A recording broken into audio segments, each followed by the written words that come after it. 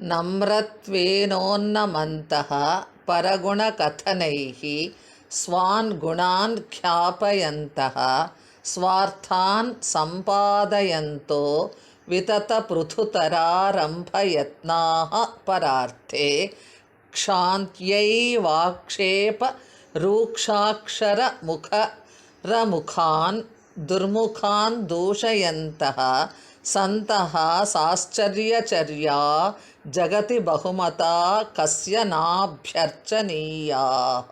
ನೀತಿ ಶತಕ.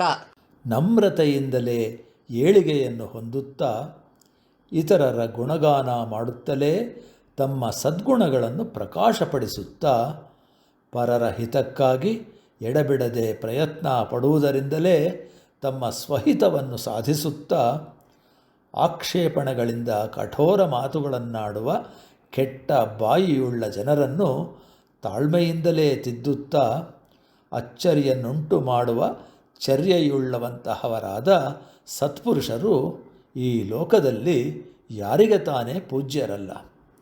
ಅಂತಹವರು ಎಲ್ಲರಿಗೂ ಪೂಜ್ಯರೇ.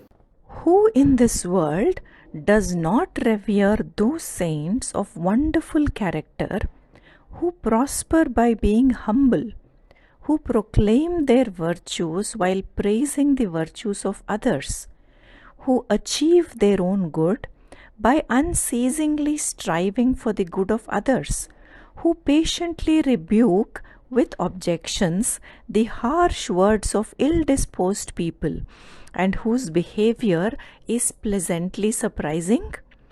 All such innumerable noble men are surely honored